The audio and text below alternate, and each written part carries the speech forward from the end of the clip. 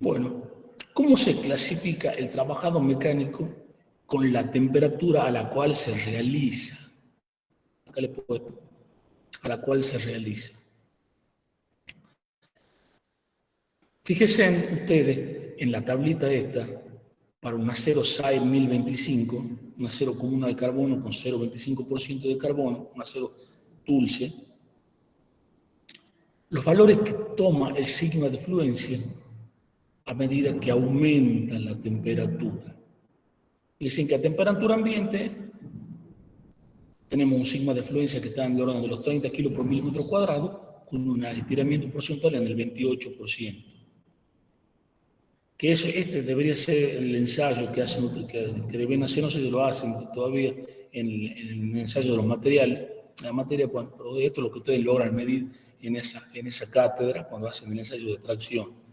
Y fíjense que a 600 grados centígrados es la temperatura del rojo naciente, o sea, cuando recién empieza a ponerse rojo el acero. Fíjense cómo ha bajado el sigma de fluencia prácticamente la mitad, y el estiramiento porcentual es enorme ya. Y ni hablar a lo que son 800 grados, donde el sigma de fluencia es muy, muy bajo. Fíjense cómo va bajado en estos últimos 200 grados. Y directamente el estiramiento no se lo mide porque es imposible, ya es muy, muy grande. O sea, acá están reflejados cómo va a ir variando las propiedades mecánicas de la pieza con la temperatura. Y esto es importante para cuando vayamos a realizar el trabajado mecánico. Bueno, ¿cómo se clasifican el trabajado mecánico? Se clasificará de acuerdo a esta tablita que tenemos acá. Llamamos trabajado en frío, trabajado en tibio, en inglés es warm working, trabajado en caliente y el formado isotérmico a igual temperatura. Son los 4 tipos de trabajado mecánico que tenemos con respecto a la temperatura. Empezamos con el trabajado en frío, se hace a la temperatura ambiente muy cercana a ella, dice la definición. ¿Qué ventajas tiene el trabajado en frío? O sea, ¿qué ventajas? ¿Por qué trabajaríamos en frío un material? Por la precisión dimensional fundamental. O sea, al no haber una dilatación y una contracción térmica del calentamiento y del enfriamiento, la pieza o el semi-elaborado termina con una tolerancia bastante baja, el proceso, o sea, una presión dimensional alta. En cuanto al acabado superficial, es como están gritando, dime.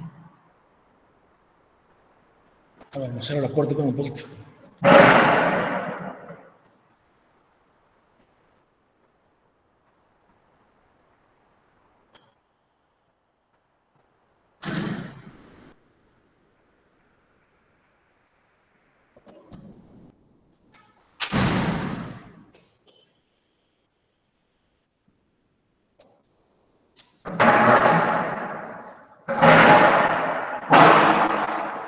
Bueno, disculpen, ahora está un poco más silencioso. En cuanto al acabado superficial, como el trabajado se hace a temperatura ambiente, no hay una reacción del metal con la atmósfera, o es muy baja. Entonces, no hay una formación de escamas, ni de oxidaciones, ni de efectos distintos. Así que el acabado es muy bueno. Después tenemos el punto C, que dice que con el trabajado en frío hay un aumento de la resistencia y de la dureza por la deformación plástica. O sea que el metal gana acritud. ¿Sí? Hay una gran deformación de los granos, una gran creación de dislocaciones, lo cual a la pieza deformada plásticamente queda con una dureza añadida que para algunas piezas, qué ruido que hay, que para algunas piezas es muy importante esta cuestión. No sé, supongamos todo lo que es el chaperío de los vehículos, de la carrocería de los vehículos, en las últimas etapas de su formado por estampas, se hace en frío para que la pieza quede con alguna resistencia extra, sea distinta a la que me da cuando se hace en caliente. ¿Mm? Una pequeña desventaja, que no es tan pequeña, que se requiere una mayor potencia en las máquinas para, justamente por lo que estábamos hablando, o sea, al ganar acritud del material hace falta mayor potencia en las máquinas para deformar plásticamente. Y la acritud limita la cantidad de deformación. O sea, nosotros no podemos deformar plásticamente en frío infinitamente, porque el metal va ganando acritud a medida que se deforma plásticamente y en cada etapa de los procesos, y llega un momento en que ya es imposible seguirlo deformando porque el material se rompería. En ese caso, ya vamos a ver, es necesario hacer un recocido de proceso para quitarle acritud al material y poder seguir formando la pieza.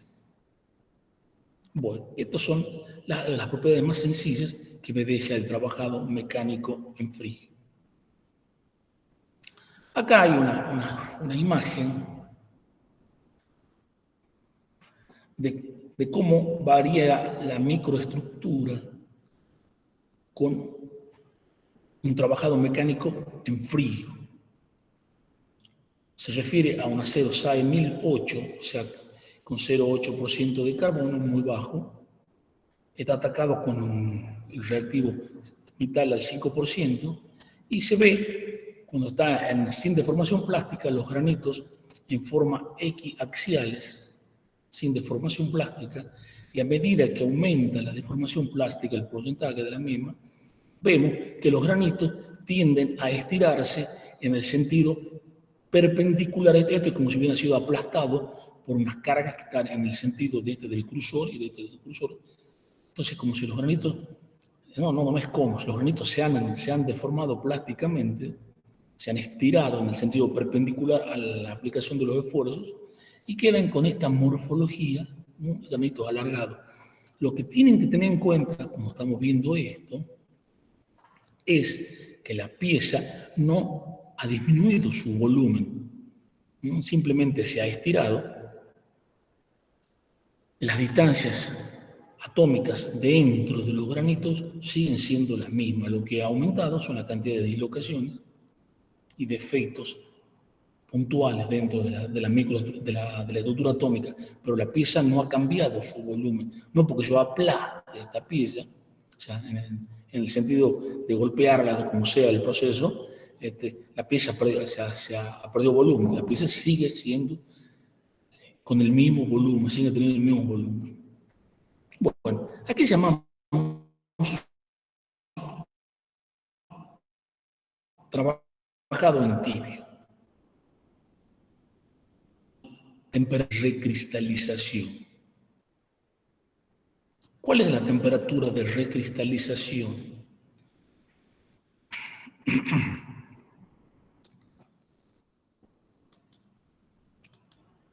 La temperatura de recristalización, acá está la definición, es la temperatura a la cual el material deformado plásticamente recristaliza en 1 hora. Acá tenemos una imagen que correspondería a esto, o sea, un material que ha sido deformado por un trabajador mecánico, y si a este material se le da calor durante un determinado tiempo, los granitos empiezan, o sea, no empiezan, después de 1 hora, los granitos han recristalizado, o sea, han de vuelta, han tomado una forma equiaxial. O sea, de esto han pasado a esto. Eso es lo que se denomina temperatura de recristalización. Es a la temperatura a la cual los granitos recristalizan después de 1 hora. Si la temperatura, nos vamos por arriba de o sea, la temperatura de recristalización es una línea que me divide lo que es el trabajado en frío y lo que es el trabajado en caliente. Entendamos esto. En frío, por supuesto, es la temperatura ambiente. En tibio, se calienta el material, pero por debajo de esta temperatura, o sea que no hay el fenómeno de la recristalización, que es lo que está explicado acá. Este fenómeno va a suceder en el trabajado en caliente. Propiedades que deja el trabajado en tibio son similares a las del trabajado en frío. O sea, el tema de que quedan las piezas quedan con acritud, no hay problemas de formación de escamas superficiales ni ninguna de estas cuestiones. Pero entonces, ¿por qué yo defino lo que es el trabajado en tibio? Si es muy parecido al anterior, no nos olvidemos de esta tablita. La temperatura de recristalización del acero está por estos valores.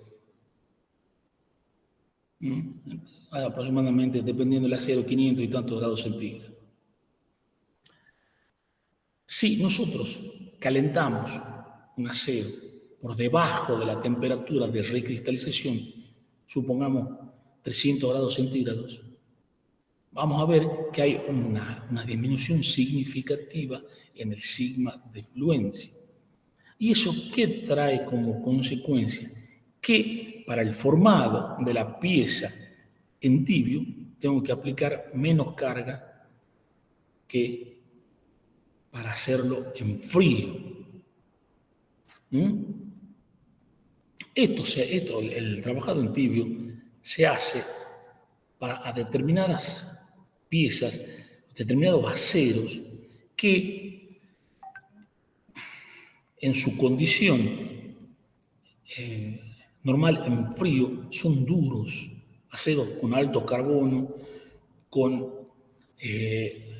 muchos elementos de aleación, o aceros que ya tienen un tratamiento térmico anterior y necesito formarle alguna parte de la pieza en frío, necesito máquinas, si lo hago a temperatura ambiente, necesitaría máquinas muy poderosas y muy caras. Entonces lo que se hace es calentarlo un poco por debajo de la temperatura de recristalización para poderle dar la forma a estos aceros especiales sin llegar a modificar lo que yo he obtenido por el trabajado en frío, o sea, sin bajarle tanto la dureza ni la resistencia.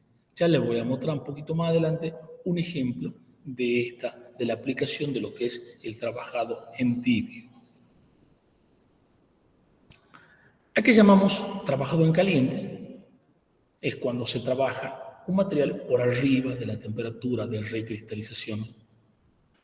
¿Qué propiedades me deja esto? Bueno, empecemos a ver, se puede alterar significativamente la forma del material. Esto se está refiriendo a que si lo he calentado a una temperatura elevada, el sigma de fluencia ha bajado significativamente, entonces puedo darle con algunos de los procesos una gran deformación plástica sin que necesitemos máquinas muy grandes o muy especiales. Por supuesto, una consecuencia de lo anterior, menor potencia en los equipos, y me estoy refiriendo a lo que es el trabajado en frío. Una consecuencia que no produce ningún aumento en las propiedades mecánicas, porque no hay ningún aumento. Cuando yo hablo de aumento, me estaré refiriendo a un aumento en la dureza y como consecuencia en el sigma de rotura de la pieza. ¿Por qué? Porque al recristalizarse, se hace el trabajado por arriba de la temperatura de recristalización, al recristalizarse, cualquier deformación plástica desaparece, cualquier acritud desaparece, y bueno, entonces el material quedará con las propiedades originales que tenía. Ingeniero. Tenemos baja precisión. ¿Hay alguna pregunta? Sí, disculpe, hay algunos chicos que quieren ingresar, dice. A ver.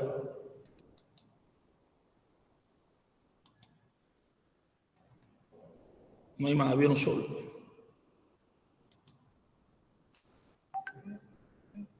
A ver, otro más. Bueno. Tenemos la precisión dimensional baja. Como hay una contracción térmica, al enfriarse, o sea, yo lo formo en caliente a la pieza y la pieza después pasará a temperatura ambiente, las dimensiones que tiene cuando la formo, por supuesto, no van a ser muy precisas. Oxidación superficial y acabado pobre es prácticamente lo mismo. O sea, como supongamos que estamos trabajando mecánicamente un acero a 1000 grados centígrados, el mismo reaccionará con la superficie del acero, reaccionará con el ambiente y se formará escamas, etcétera. Entonces, un pobre acabado superficial como consecuencia de la oxidación por la alta temperatura a la cual se realiza el proceso. La menor duración del herramental se está refiriendo a que, por supuesto, si yo estoy deformando plásticamente una pieza a 1000 grados centígrados, el herramental que está en contacto, o sea, las piezas de la máquina que están en contacto con el material y sufren, o sea, están en contacto con piezas de 1000 grados centígrados, entonces, por supuesto, durará bastante menos el herramental o necesitaremos aceros especiales también para el tema del herramental de la pieza. Y por supuesto el gasto de energía para calentar una pieza. Acá hay una pequeña comparación de lo que es trabajado en frío y lo que es trabajado en caliente.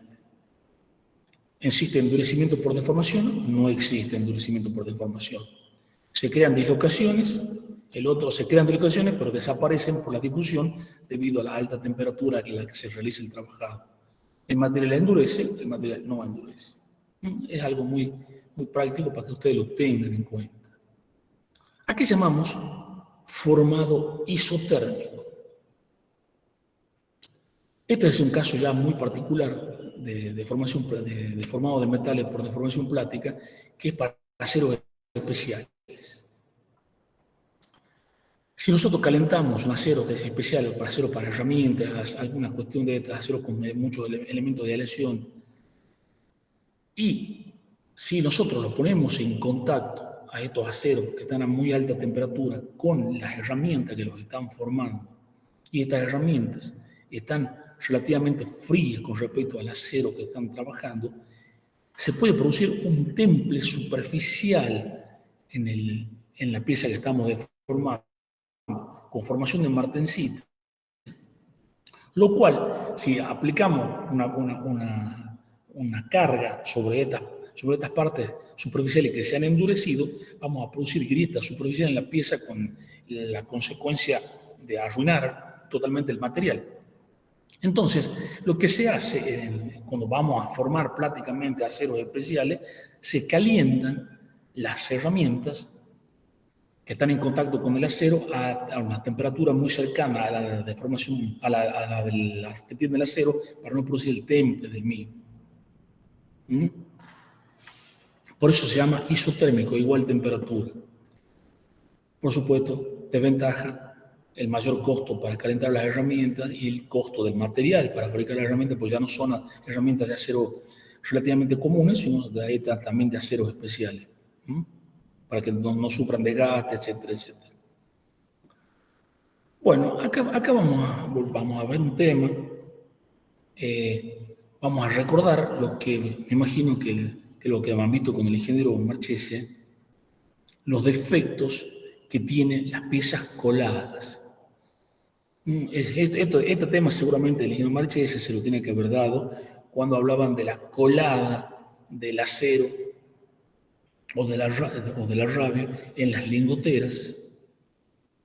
O sea, ¿recuerdan haber visto esto antes?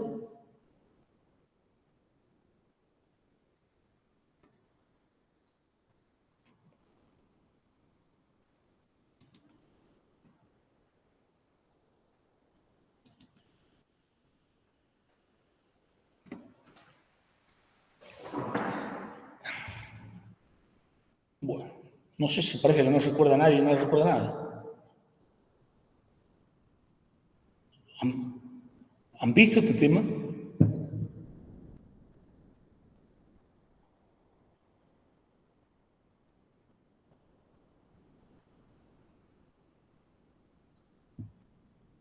¿Que no hay nadie en línea?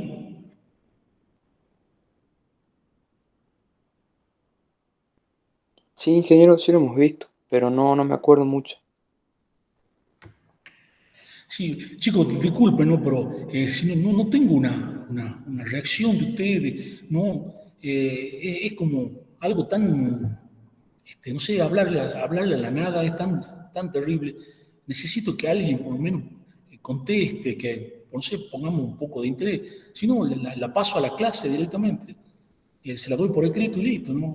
No tengo ningún problema, no tengo ninguna obligación de hacerlo. Así que, por eso les digo, si le estoy preguntando algo, por lo menos pongamos algún interés y me contestan.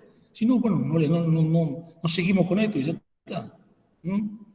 Les pido por favor que por lo menos me lo digan. ¿Ah? Bueno,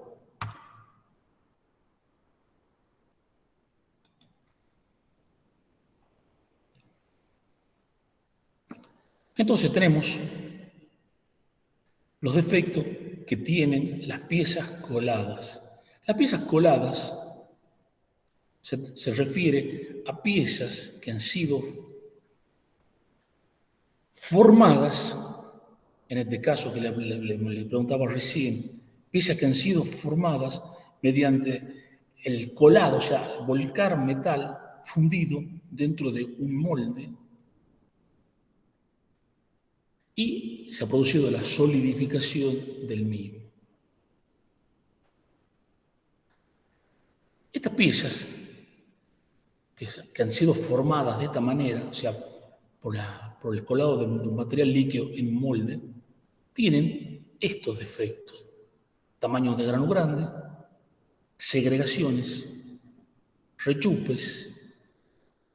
Los rechupes eran oquedades que se producen internamente o en la superficie de las piezas por la contracción térmica cuando pasa del líquido al sólido. Las sopladuras eran pequeñas oquedades, pequeñas burbujas de gases que quedan atrapados dentro del material cuando se está solidificando. Las inclusiones son la incorporación de escorias y algunos elementos no deseables de los procesos de fabricación de las piezas en el seno del material, que ya les he mostrado algunas fotos de lo que son las inclusiones no metálicas, y también por efecto de las contracciones térmicas, grietas superficiales. Acá hay una foto de lo que es el crecimiento de grano, o sea, el primer ítem. La foto no está muy clara, me salió fea, pero se nota claramente zonas donde hay granos grandes y zonas donde hay granos más pequeños en la sección de la pieza. Esta es una macrofotografía.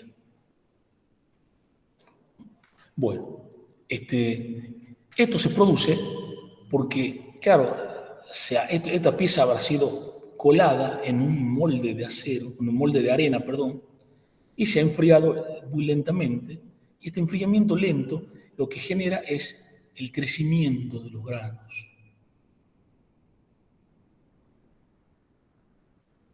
Otros de los defectos son las segregaciones. En este caso, en lingotes, yo les he puesto este ejemplo porque lo tengo muy sencillo.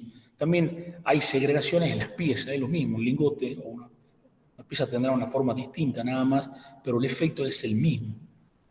Si logran apreciar, acá tenemos, para poder ver esta situación, se ha atacado la superficie de esta sección con ácido clorhídrico al 50%. Y se ve cómo hay distintas tonalidades entre la parte superficial de la pieza y los núcleos de los lingotes. Esto se debe a una segregación, que es una inhomogeneidad química entre la superficie y el núcleo de la pieza. Creo que hay más, no, a ver, no tengo más fotos de esta, porosidad no. Esta inhomogeneidad química es típico de las piezas coladas. Me va a dar distintas propiedades mecánicas. Supongamos que estos sean segregaciones de carbono o en algún acero aliado segregaciones de cromo o de algún otro elemento químico. Se precipita pero en el interior de la... Entonces la composición química en la superficie de la pieza es distinta. Cuando yo forme una pieza, y la pieza va a seguir estando segregada. Si yo necesito, si esto fuera una segregación de carbono en el núcleo, el porcentaje de carbono en la superficie va a ser mucho más pobre que acá.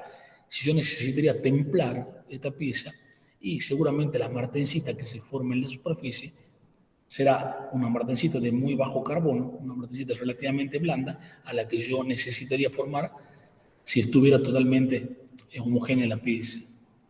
Ahí se ve muy claro lo que son segregaciones en el lingote, y como le dije, en piezas es exactamente lo mismo. Otro de los defectos, la porosidad interna. De nuevo, con ácido clorhídrico al 50%, ahí se ven pequeños, aunque no está también muy clara la fotografía, estas son pequeñas oquedades, pequeños agujeritos que quedan en la sección del material por los gases atrapados durante la solidificación, o sea que no tuvieron tiempo los gases de salir hacia la superficie. ¿Por qué sucede esto? Porque la solubilidad de los gases en un líquido tiene un valor, y la solubilidad de los gases en un sólido es muy distinta, o sea, es mucho menor. Entonces, a medida que se va enfriando la pieza, el líquido se va deshaciendo de elementos como el dióxido de carbono, probablemente vapor de agua, y estos globitos van saliendo a la superficie a medida, pero cuando el metal se está enfriando y están estos líquidos. Pero cuando están estos sólidos ya no pueden migrar, entonces quedan atrapados y me da este defecto, porosidad en la sección del material. También es un defecto muy común en las piezas coladas. Después tenemos grietas por contracción térmica.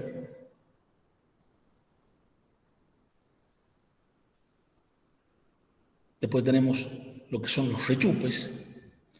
En este caso, un rechupe interno que realmente es un defecto bastante complicado. En este caso se lo pudo descubrir porque la pieza se la estaba mecanizando y bueno, se descubrió esta oquedad enorme interna en la pieza. Lo malo hubiera sido que esta oquedad hubiera estado ubicada en otra zona y la pieza haya salido a funcionamiento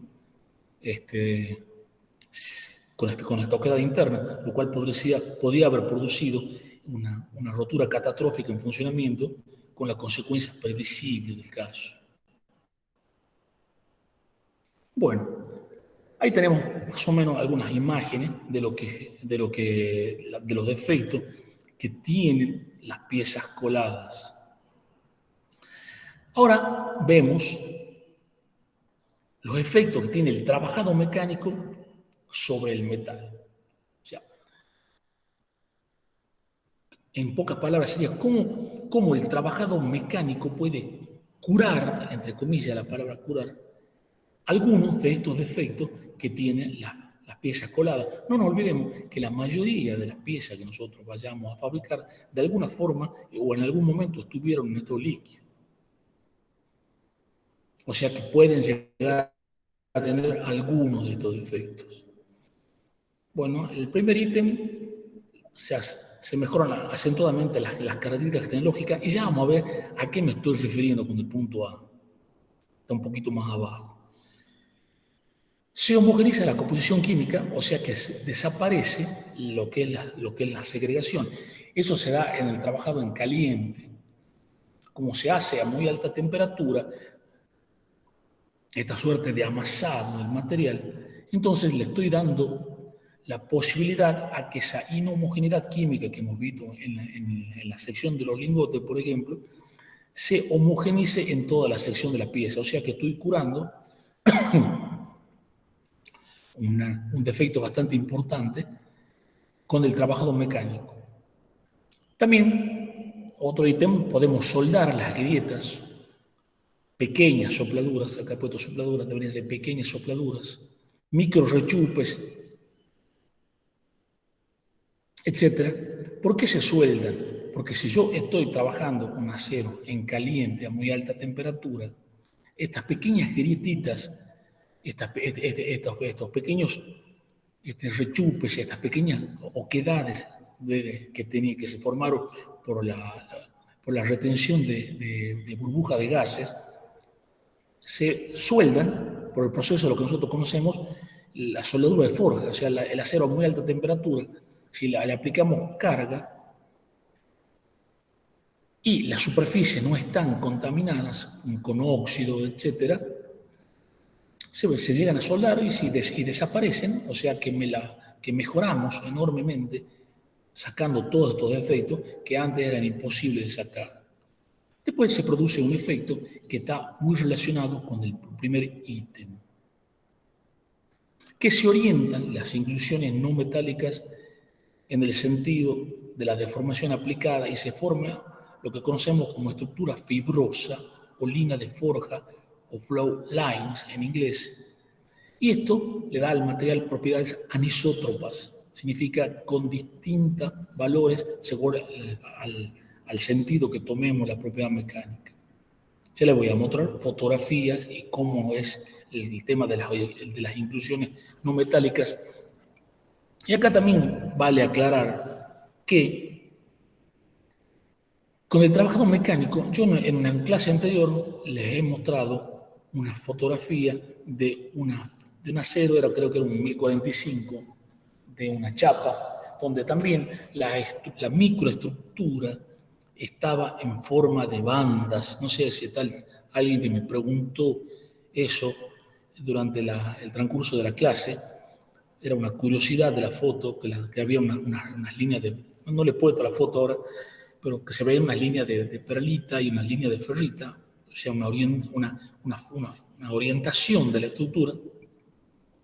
También en el sentido perpendicular a la aplicación de las cargas. O sea, se orientan las grietas, se orientan las inclusiones no metálicas y también la microestructura toma una forma de bandas y esto le da, ya van a ver cómo se forman, una curiosidad y es una cosa bastante interesante, cómo se forma esta estructura, la línea de forjas. Ya les muestro la fotografía, quiero que veamos, antes de pasar por ese tema, cómo varía las propiedades mecánicas de una pieza fundida a una pieza trabajada mecánicamente. Fíjense que me estoy refiriendo a una misma composición química. Tenemos un 6050, cuya tensión de rotura en estado fundido, o sea, si yo fundo una probeta y la tracciono, me daría 37 kilos por milímetro cuadrado. Y si este mismo acero, esta misma probeta, yo la formo por deformación plástica, fíjense que ha subido prácticamente de 40 a 100 la tensión de rotura, siendo la misma composición química. Y eso se debe a todas estas cuestiones que están acá. El laminado y la forja son procesos que se aplican a piezas, ya lo vamos a ver un poquito más adelante, pero es básicamente lo mismo los valores. Fíjense, una pieza fundida tiene una deformación porcentual muy baja, son 10 veces más o menos, que aumenta el épsilon para una misma composición química entre lo que es fundido y lo que es trabajado mecánicamente. Fíjense en los valores, se van a dar cuenta de esto. Bueno, acá tenemos lo que son las líneas de forja. Volviendo al tema de recién, acá tenemos una sección de un gancho. Esto es una macrofotografía, un ganchito que ha sido hecho por deformación plástica. O sea, que hemos curado todas estas cuestiones, se lo ha cortado por el medio del ganchito y se lo ha atacado con una solución acuosa de ácido clorhídrico al 50%. Esto es un ácido bastante reactivo, ¿no?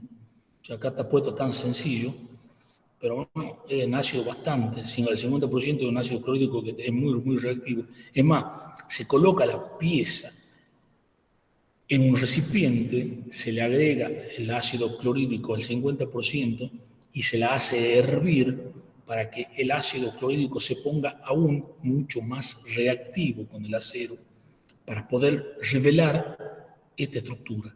Fíjense que se nota una suerte como de fibras. Acá se la ve muy claramente, acá se la ve muy claramente. Esto es una de las grandes ventajas de lo que es la deformación plástica. Ya lo vamos a ver un poquitito más adelante. Pero fíjense cómo se empiezan a revelar las fibras. Este ensayo lo hacemos nosotros, lo hago en el laboratorio, justamente para ver si la pieza en cuestión ha sido bien realizada o mal realizada. Porque en este caso de este ganchito, si este ganchito hubiera sido hecho por colado directo de metal en un molde, esta estructura no aparece. Aparecería una cosa bastante homogénea, quizá con algún poco de crecimiento de grano, como ya les mostré una foto un poco más arriba, ¿no es cierto? Y fíjense en esto. Un sigma pasaría, si se fuera fundido, pasa de 40 a 100, poco más del doble, tratándose de la misma conversión química. Lo que pasa es que una pieza hecha fundida es mucho más barata que una pieza hecha por deformación plástica, porque la pieza fundida simplemente cuelo metal en un molde con la forma de la pieza, espero que se enfríe, la mecanizo y la vendo. En cambio, la otra hay que golpearla, etcétera, etcétera, que son cosas que vamos a ver un poquito más adelante. Pero lo que quiero que le quede claro, fíjense las líneas. Parece como si fuera una madera el material. Acá tenemos la fotografía de un bulón, de la sección de un bulón.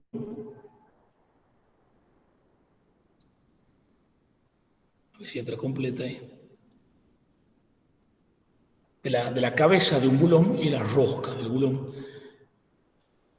donde se ven también muy claramente las líneas de forja en la cabeza. La cabeza se ha formado por recalcado, o sea, se ha partido de una barra. La barra que vino de algún proceso de laminación previa, ya tenía las líneas en el sentido perpendicular a la laminación, o sea, ya tenía esto, y a la cabeza se la ha recalcado. Recalcado se le aplica una carga desde acá para formar el hexágono en la cabeza, porque y después vamos a ver el tema de las roscas, también cómo están formadas, porque las roscas también se las puede hacer o por arranque de viruta o por laminación o deformación plástica.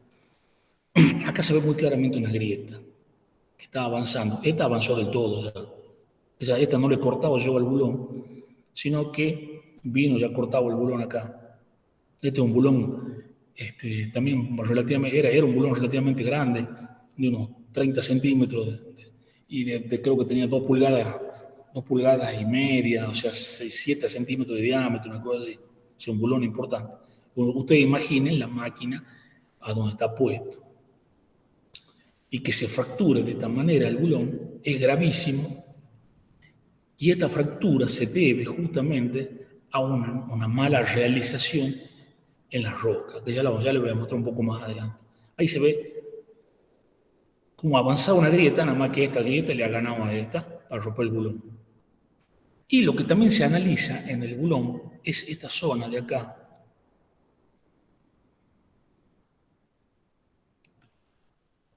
Esa es la zona donde la caña del bulón pasa a ser la cabeza del bulón.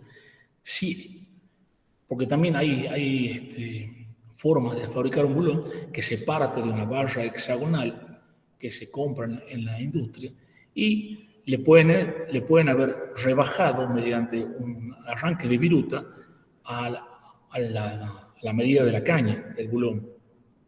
Entonces, las líneas de forja en esta zona estarían cortadas.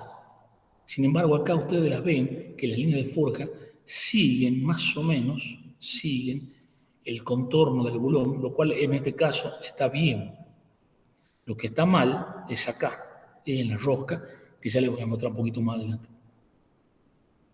Pero estos bulones son bulones de seguridad, porque como les digo, están puestos en máquinas muy importantes. Entonces hay que tener en cuenta cómo es el proceso de fabricación de este bulón para que no suceda lo que ha sucedido en este bulón.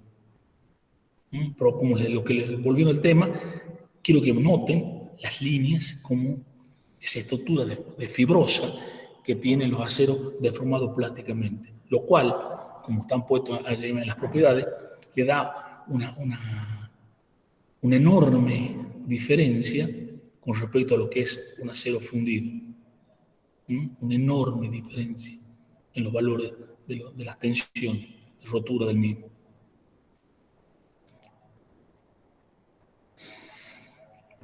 Bueno, acá hay una cuestión de la velocidad de la deformación sobre la tensión de fluencia. O sea, esto se está refiriendo a cuanto yo más rápido deformo plásticamente, cómo varía el esfuerzo de fluencia cuando yo estoy deformando plásticamente. Es solamente eso, no quiero que vayamos mucho más allá en este tema, porque esto abarcaría una cuestión que no me interesa. Lo que le quiero mostrar en este caso es que a medida que yo deformo, cuando yo estoy formando la pieza, a medida que la deformo más rápidamente, cómo varía el esfuerzo de fluencia, nada más. Y acá está cómo varía el esfuerzo de fluencia cuando formo la pieza con la temperatura. A temperatura ambiente, cuando yo deformo plásticamente una pieza, el esfuerzo de fluencia se mantiene constante. A 1200 grados, el esfuerzo de fluencia es mucho más bajo. No tiene una real importancia en el tema esto. Bueno, ahora veamos los distintos procesos para el formado de metales. Empecemos con el primero, que es lo que es la forja. Tenemos dos tipos, o sea, ¿qué es la forja? Es el moldeo plástico, o sea, de un trozo de metal en frío o en caliente por medio de cargas o golpes para obtener una forma deseada a volumen constante de importante. O sea, cargas o golpes, eso es lo importante. Operaciones de forjado, forja libre o forja con estampa. Aquí llamamos forja libre. La forja libre es la que se realiza con herramientas muy simples, que son las que realizan los herreros comunes, que calientan un material y lo golpean una planchuela o un pedazo de acero, o del que sea, lo que hacen los cuchillos artesanales, etcétera, etcétera. Es lo que llamamos forja libre, son con herramientas muy simples y para piezas únicas, o piezas artesanales. Esto lo dejamos para después, la pieza masiva. O sea, la forja libre para pequeñas piezas, piezas únicas, piezas artesanales, o sea, piezas que no se van a repetir. Y también llamamos forja libre a la que se le realizan a piezas masivas. Ya vamos a ver qué es esto. Acá está un esquema muy sencillo de lo que es la forja libre, que esto podría ser un martillo que está golpeando un trozo de material en frío o en caliente, lo va golpeando y con la habilidad del forjador le va a ir dando una forma, lo irá sacando de este yunque, lo irá colocando de otras maneras hasta darle una forma. O para piezas masivas. También son piezas únicas, pero acá tenemos una forja libre de un enorme buje de acero que se está formando por la aplicación de cargas, nada más que en este caso las cargas son un poco más importantes, que es en el tamaño del operario, para ir dándole la forma al buje. ¿Y por qué haríamos un buje de esta manera? Por la cuestión que le puse un poco más arriba, lo podría ser fundido este buje, pero sus propiedades mecánicas serían mucho menores que va a tener este enorme buje hecho por deformación plástica. No nos olvidemos que se va a homogeneizar la composición química y se va a formar la estructura fibrosa en el material, que le va a dar una extraordinaria resistencia que fundido no la tendría. Bueno, volviendo al tema, entonces, Esto es lo que también para piezas masivas, piezas enormes. Acá tenemos otro eje que se está formando por deformación plástica en una forja libre. Esto que ustedes ven acá son las mordazas que lo toman, y acá está el martillo. O sea, le está dando, en este caso le están dando golpes para ir formando este enorme eje, que es en el tamaño del operario, justamente por lo que le acabo de decir, por las propiedades mecánicas de la forja, porque bien lo podría hacer fundido, sería mucho más sencillo, pero claro, las propiedades van a ser totalmente distintas. Esto es lo que llamamos entonces forja libre. Después tenemos lo que es la forja con estampa o con dado impresor, donde sea las cargas o las presiones que se aplican a través de un dado, que son estos, que tienen la forma o en este caso la sección de la pieza que yo quiero obtener. Esto se llama dado impresor. Acá se forma una pequeña rebaba. Esto es, acá con esto podemos decir que el desperdicio para formar esta pieza es muy, muy poco. El rendimiento de la forja está en el 90%, dependiendo del tipo de pieza, 95%. O sea, se aplican cargas, los dados tienen la forma de la pieza, y al aplicarle carga, la pieza en frío o en caliente tomará la forma interna del dado. Esto se hace en lo que es la producción en serie, porque podemos hacer una enorme cantidad de piezas en muy poco tiempo, con una forma, con todas las propiedades que les he puesto más arriba, con la precisión dimensional, etcétera, etcétera, de esto.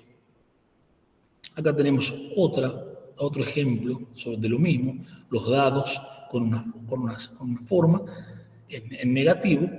Se coloca el material y se puede obtener mediante golpes o presiones la formita esta de la pieza. Por supuesto que para piezas muy complejas esto se hace en varias etapas. O sea, probablemente si esta forma fuera una forma muy compleja, por ejemplo, como sería un cigüeñal de un auto de combustión interna, un motor de combustión interna, que tiene una forma bastante compleja, entonces se hacen los cigüeñales, mayormente se hacen por forja, nada más que no se lo hace de un solo golpe, sino tienen distintas etapas, hay distintos dados que lo van aproximando la forma en cada una de las etapas hasta tener la forma final. Características: disminución del tiempo de mecanizado. Y ustedes imaginen formar un cigüeñal, como le acabo de mostrar, como acabo de decir recién, que es una pieza compleja para fabricarla. Si la tuviéramos que fabricar de un solo trozo de metal y mecanizarla hasta darle la forma definitiva, sería terrible, y la cantidad de metal que estaríamos sacando también. En cambio, con esto, con unos cuantos golpes, tenemos solucionado la cuestión. Mejora de las características mecánicas, ya no les voy a explicar, lo mismo. Disminuye el peso de la materia prima porque no se saca tanta viruta, es prácticamente lo que le acabo de decir, y se usan para grandes piezas. Ejemplos de piezas forjadas. Acá tenemos una fotito.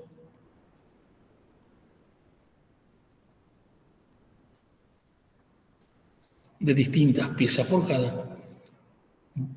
O sea, piezas para las direcciones, esto es lo que es un brazo, lo que se llama brazo Pitman, de los vehículos, de algún vehículo, una camioneta, un camión, distintas piezas, horquillitas para los dados de las crucetas, bielas, cigüeñales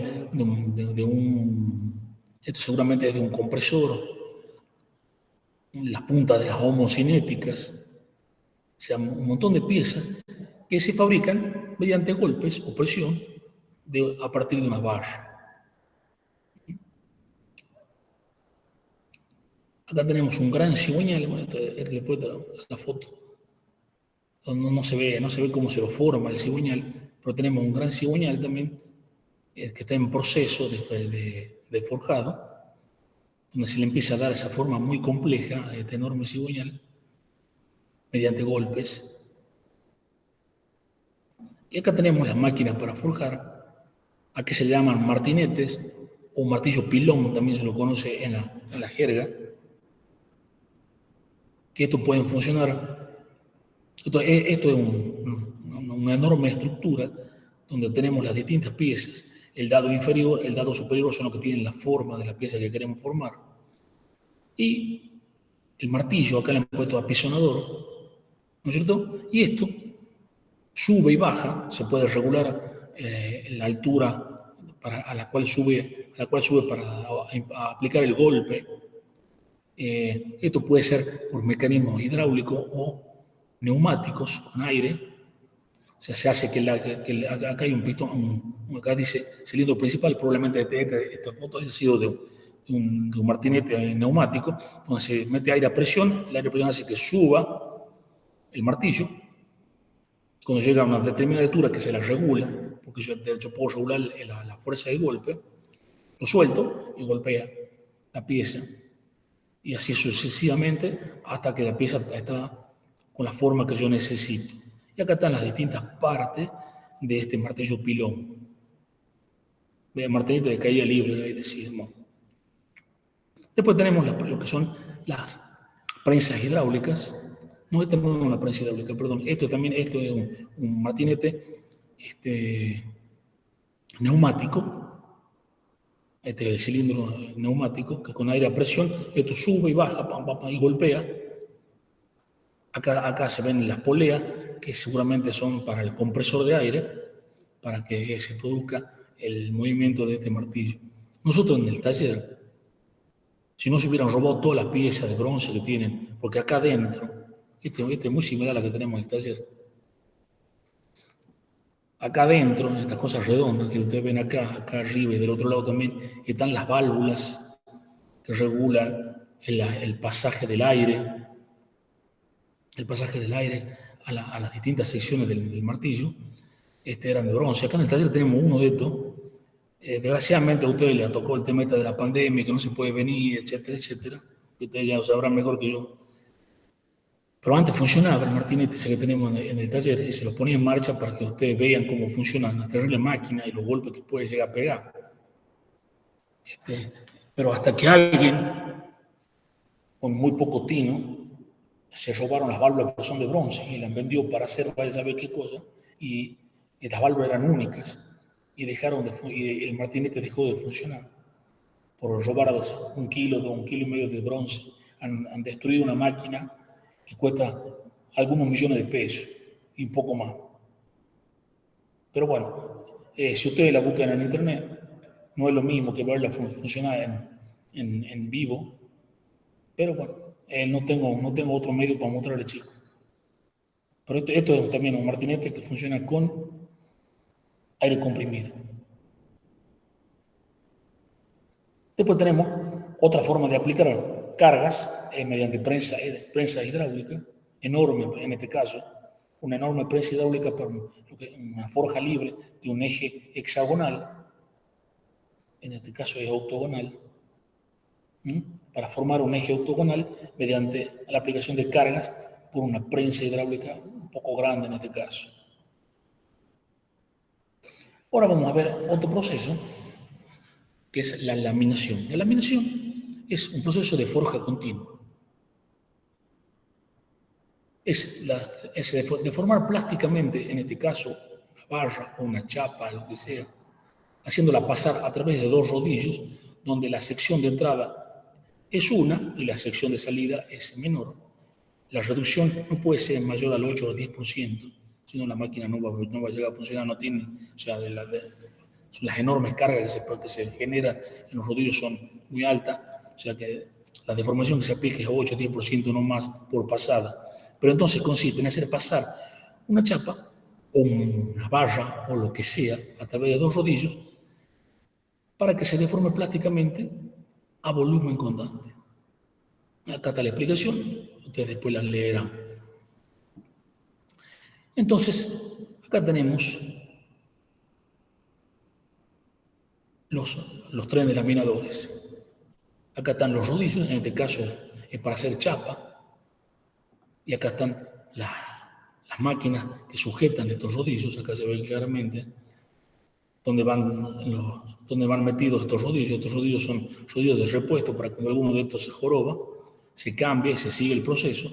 Esto es lo que llamamos un tren tándem. O sea, la chapa acá empezará con una sección, o empezará de la otra punta, no lo sé, con una sección y ya disminuyendo o aumentando después, de acuerdo. O sea, empezamos de acá con una sección y irá disminuyendo su sección a medida que va pasando por el tándem de laminadores hasta que terminamos de laminar la chapa. Acá está un poco una fotografía de lo que es una chapa. Y de nuevo, un laminador. Un poco más arriba se dice que la laminación puede ser en frío o en caliente. La parte de laminación en caliente es cuando se van a hacer grandes cambios en la sección de la chapa. Estamos hablando de un 8 o 10% no más, lo cual ya es mucho si la chapa es gruesa. Y si yo necesito que la chapa quede con alguna propiedad mecánica, que quede más dura, las últimas etapas de la laminación se hacen en frío, a temperatura ambiente, y el laminador es básicamente lo mismo, son 2 rodillos y la chapa pasará por el medio. Acá tenemos algunas distintas secciones que se hacen con la laminación. Si los rodillos, fíjense acá, si los rodillos están dispuestos de una manera muy particular, como en este caso, podemos hacer un doblete,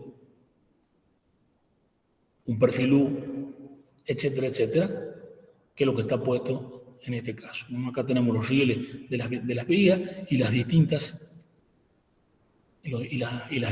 chapas y los nombres que se conocen en el taller: lupia, plancha, tocho, barra, varilla, placa, rollo, etc. La lista es larguísima, solamente está puesto a modo de ejemplo.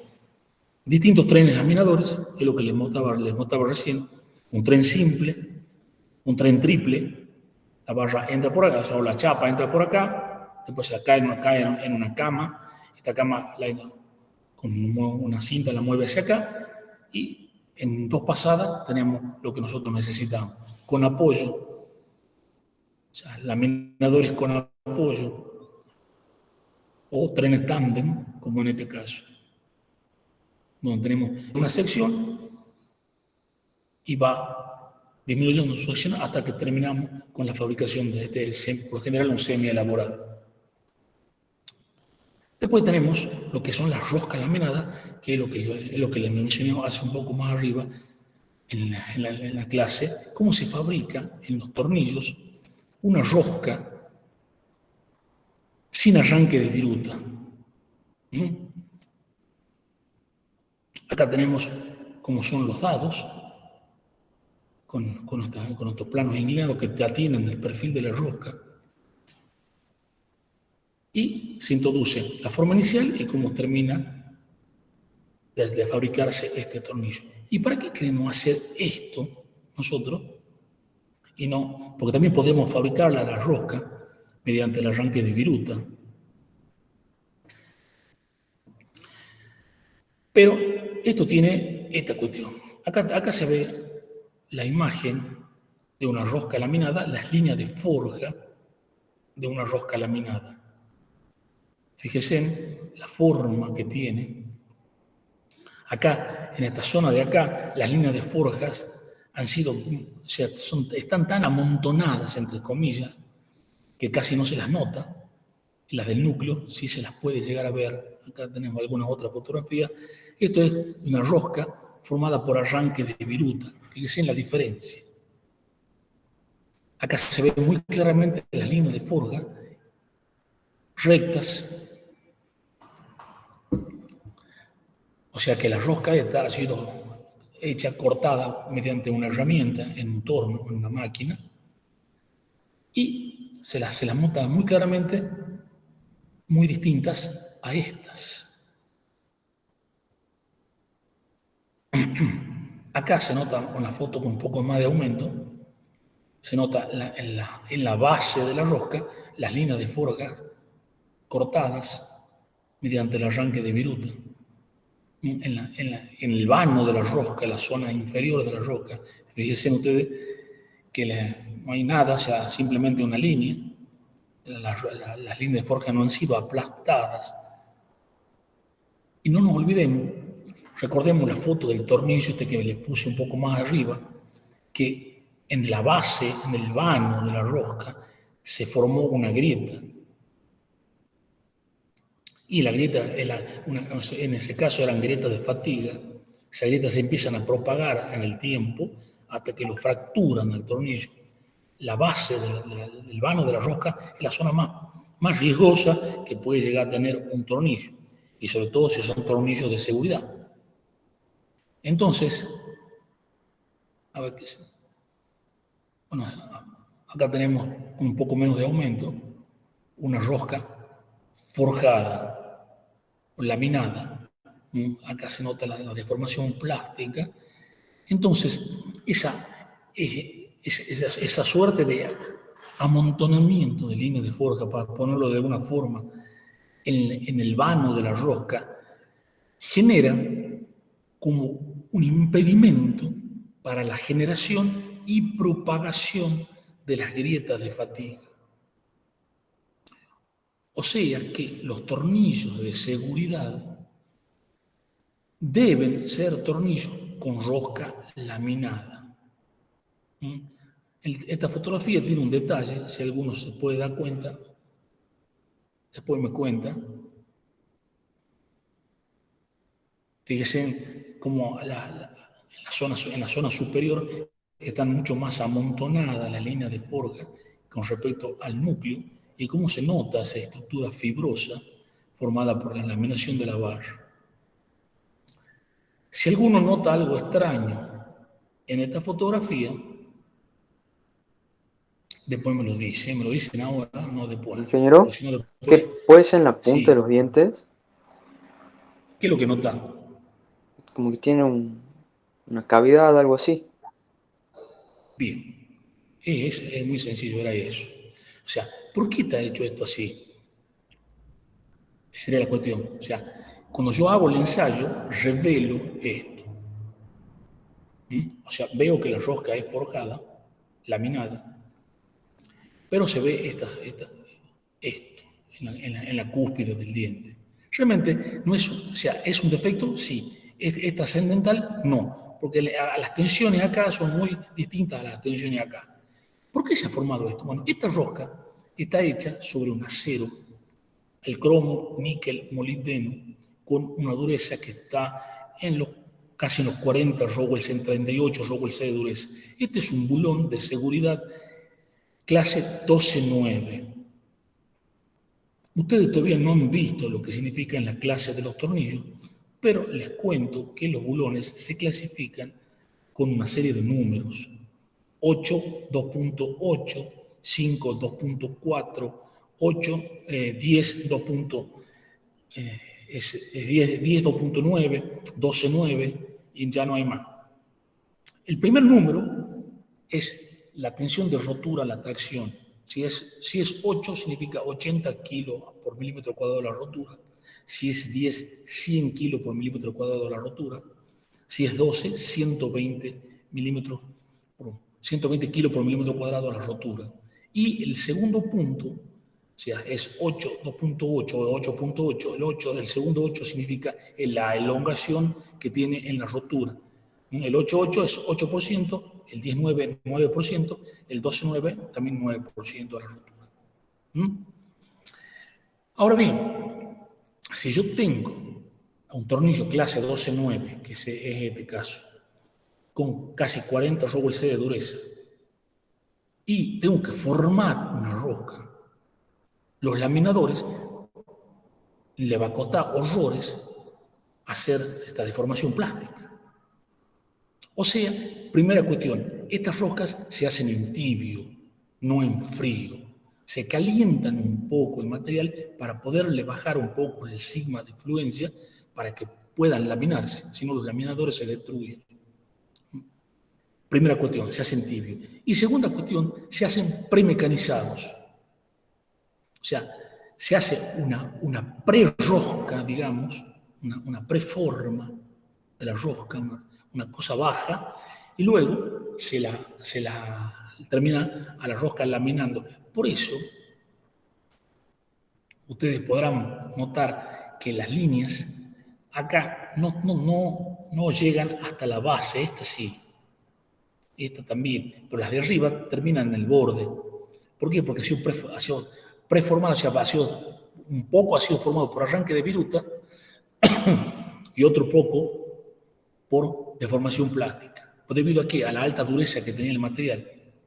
Porque la laminación de la rosca es el proceso final de fabricación del tornillo. O sea, el tornillo primero ha sido sacado de una barra, ha sido golpeado, y la última etapa de su fabricación ha sido el formado de la rosca. Y como es muy duro el material, ya tiene un tratamiento térmico previo que le ha dado esas 40 Rockwell de dureza que yo necesito en el núcleo para soportar la carga para la cual está diseñado este bulón. Entonces tuve que hacerle una preforma. Entonces, cuando los laminadores aprietan el material para formar la rosca, también lo hacen que fluya hacia arriba. Fluye un poco hacia abajo, fluye un poco hacia arriba y forman esta curiosa formita en la cúspide de la rosca. ¿Está claro? ¿Te quedó clara la cuestión? Sí, sí. Bueno. Entonces, acá tenemos una rosca laminada. ¿A qué llamamos trefilado? El trefilado es un proceso que consiste en hacer pasar un trozo de barro o metal, traccionándolo por el orificio de una herramienta. Ahí está. Una barra, un trozo de metal, lo tracciono y lo hago pasar a través de un dado o trefila para disminuirle la sección. Y esto se hace en frío.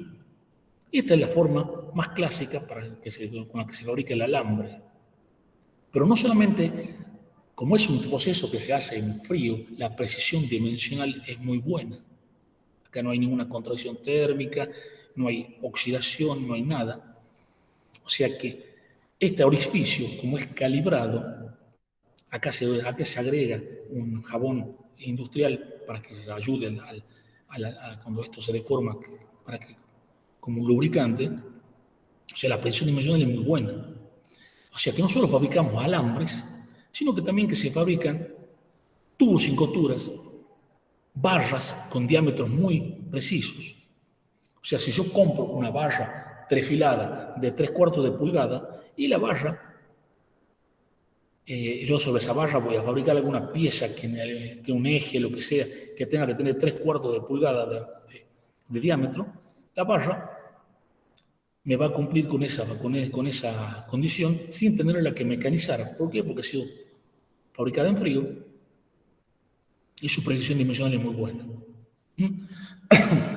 Bueno, acá están las máquinas de trefilado. La trefila va metida acá dentro de este cajoncito, donde esto va lleno con algún tipo de jabón industrial, jabón de litio, alguna cuestión de esta, y entrará por acá, pasará a través de la trefila y se enrollará en esto. Esto será lo que le transmite la tensión de tracción para deformarlo plásticamente. Esta es una trefila simple. Después tenemos los trenes de trefilado, donde en cada una de estos soportes van puestas las trefilas, los distintos diámetros de las trefilas, y cada uno de estos rodillos girará con una velocidad distinta a la del primero, por supuesto, porque al ir disminuyendo la sección a volumen constante, voy a tener una mayor longitud, y cada uno de estos lo va traccionando, se calibra la máquina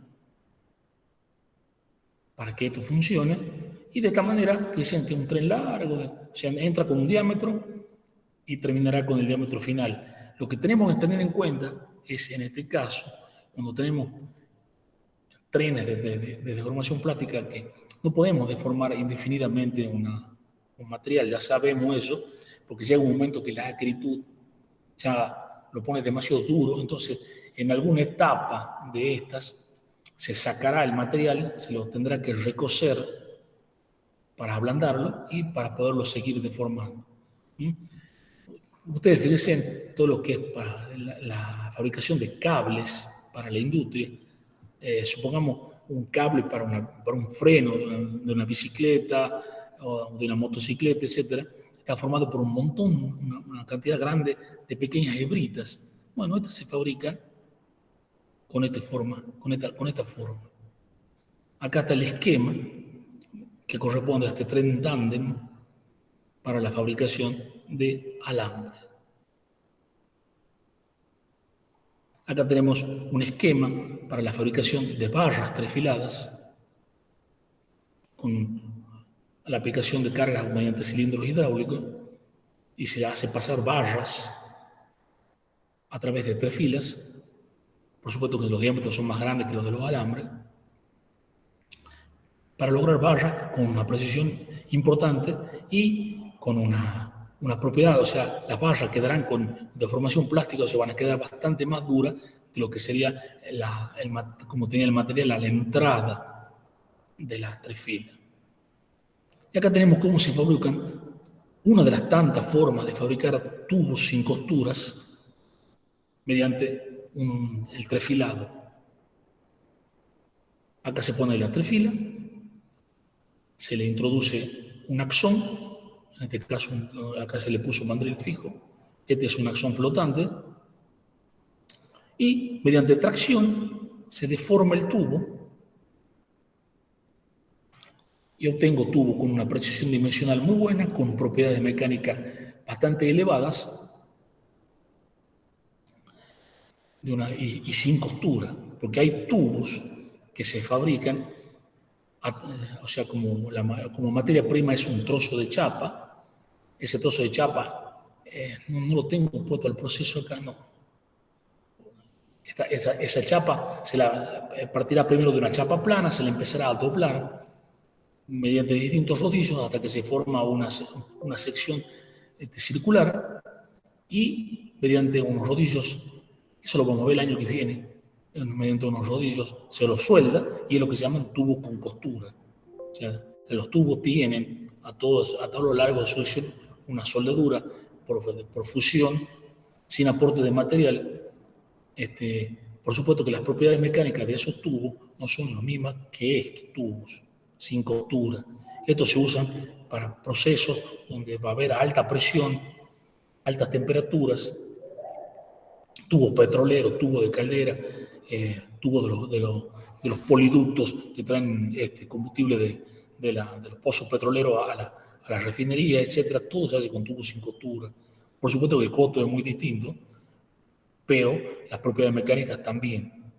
Aunque actualmente los chinos están construyendo tubos con costura con una calidad muy similar a estos, con un costo bastante menor. Y bueno, de alguna forma han cambiado un poco el paradigma en el ambiente del transporte de fluidos. Bueno, y el otro proceso es lo que llamamos extrusión. ¿En qué consiste la extrusión? En formar una pieza o un semi-elaborado, haciendo pasar el material a través de un dado, empujándolo, ahí se lo marco con amarillito, empujándolo. O sea, esto se puede hacer en frío o en caliente. En frío para materiales dúctiles, como el plomo, aluminio, o en caliente para metales como el acero o algún otro tipo parecido. O sea, se hace un pistón, comprime un volumen de metal, lo hace pasar a través de un dado y sale la forma del extruido. Propiedades: versatilidad en formas, tolerancia muy estrecha, especialmente en frío, poco o ningún desperdicio. Algunas secciones que se hacen por extrusión. Si se fijan, estos son los disipadores de calor que pueden llevar algunos equipos electrónicos. Secciones variadísimas. Fíjense, todo esto es todo esto son cuerpos de pistones de cilindros neumáticos. Fíjense si tuviéramos que construir estas piezas mediante el arranque de viruta. ¿Cómo hago con estas secciones cuadradas internas para refrigeración, etcétera, etcétera? Muy complicado. Sin embargo, mediante la extrusión de aluminio, se ha conseguido fabricar todas estas secciones, que son muy complejas, en un solo proceso. Fíjense en las formas que yo puedo lograr.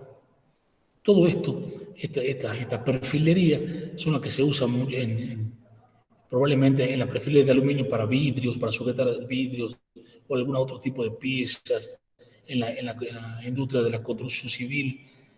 Estos son de las ventanas, para la iluminación de las ventanas. O sea, la aplicación es enorme.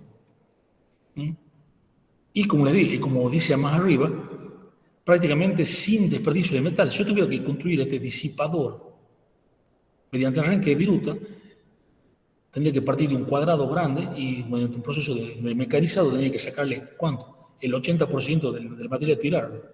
Mediante un proceso de extrusión no hay ningún problema al respecto. Distintos tipos de extrusión. La que hemos visto arriba es lo que llamamos extrusión directa, y decía, perdón, extrusión directa. O sea, la pieza o el semi elaborado sale en la misma dirección que se aplica la carga. La extrusión indirecta, estos son pequeños detalles, nada más. Un contenedor, se aplica la presión. Acá está el material, se aplica presión, el dado es este, y el material fluye en dirección contraria hacia la pieza, o el semi-elaborado en dirección contraria a la aplicación de la pieza. Otro ejemplo de lo mismo, nada más que al revés. Esto es lo que llamamos extrusión indirecta. Otros tipos distintos de extrusión. Fíjense, en este, para formar esta pieza, acá te ponemos el metal, se introduce el émbolo, el metal fluye a través de la forma del dado. No sé, esto es solamente a modo de ejemplo, para que ustedes tengan en cuenta si alguna vez necesitan a dónde recurrir y cómo formar una pieza de esas que más o menos que se muestran ahí. Y con eso creo que terminamos la clase.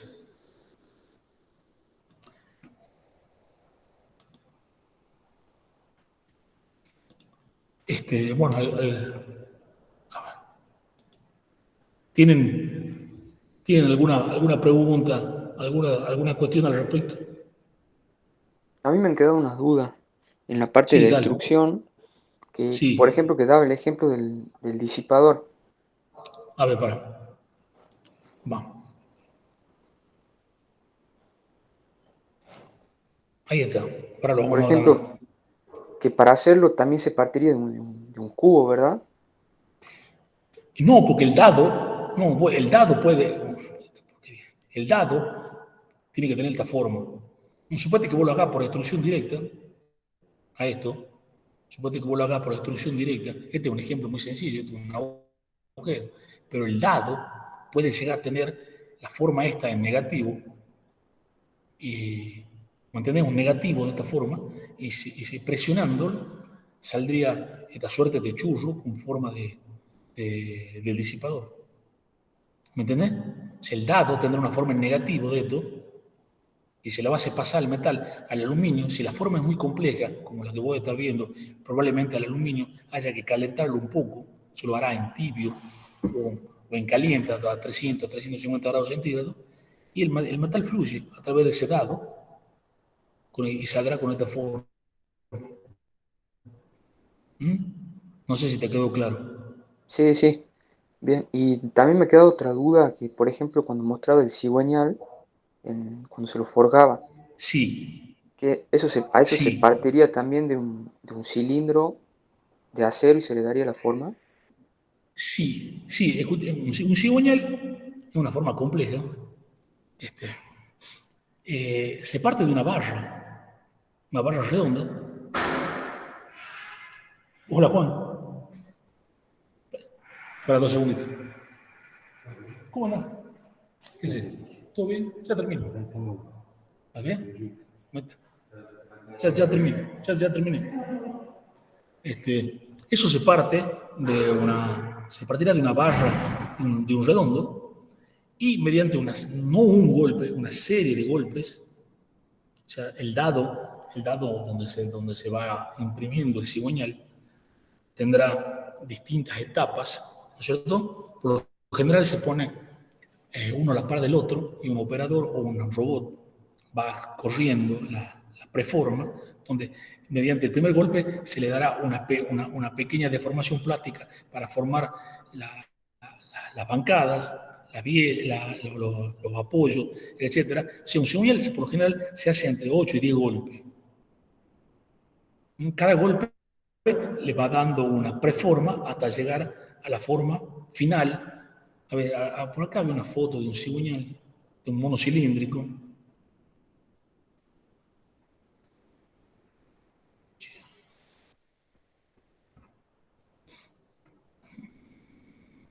¿Dónde diablo estaba? Laminación. Claro, porque mi duda era como es medio compleja, es como que no lo Es veo cómo compleja. se lo formaría por golpes, nomás, y no por Sí, algún sí. mecanizado, algo así. Suponete, mira lo que es ese cigüeñal. Sí, sí. Ese es un cigüeñal de un motor gigante, un diésel grande, que ya evidentemente está en la etapa final. Ya lo están recociendo.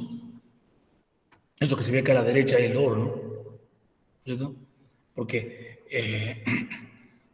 o sea, a medida que se lo va golpeando, la pieza se va a ir formando, todo esto a partir de un redondo y y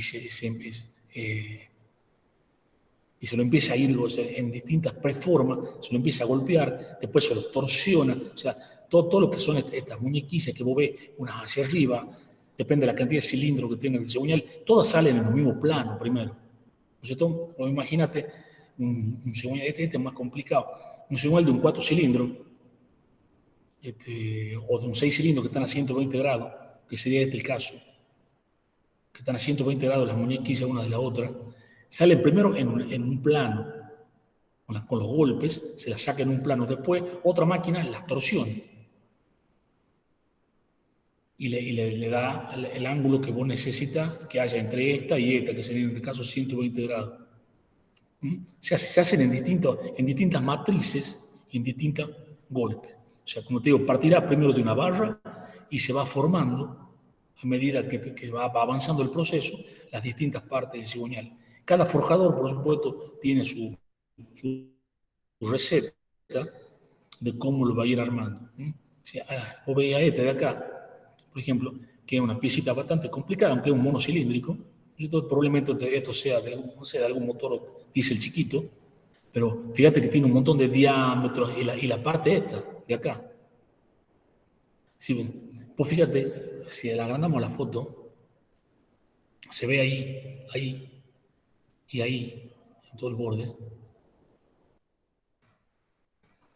No quiere correrse. Se ve la foto, la parte superior y la parte inferior de la matriz. Fíjate que ahí se nota muy claramente cómo ha sido formado. O sea, esto se partió, como digo, de una barra y mediante distintos golpes se hace fluir el metal. No te olvides que al principio te puse una tablita donde se pone que el épsilon a 800, 900 grados centígrados es muy, muy bajo, o sea, no se lo puede ni siquiera medir ya. O sea, que el metal fluye muy fácilmente y va llenando por la fuerza de los golpes la matriz y va tomando la forma. Entonces, como te digo, esto será de 8 a 10 golpes. ¿Entendés? Lo mismo que todas estas piezas. No se hacen de un solo golpe, pero se la va formando con una matriz progresiva hasta que toma la forma final. Ahí se ve clarito la parte superior y la parte inferior de la matriz. Tenía un video, pero no sé por qué ha pasado con el... Ya lo voy a buscar el videito, donde justamente tengo cómo se forma un cigüeñal. Lo debo tener, pero me voy a demorar mucho hasta que lo encuentre. Pero para la clase que viene te lo voy a buscar. Así te lo paso el videito. Te lo voy a pasar después Si te interesa por el WhatsApp, por algún lado, te lo voy a pasar el videito donde Bien, está perfecto. cómo se forma un cigüeñal. Bueno, gracias. ¿Alguna otra pregunta, chicos?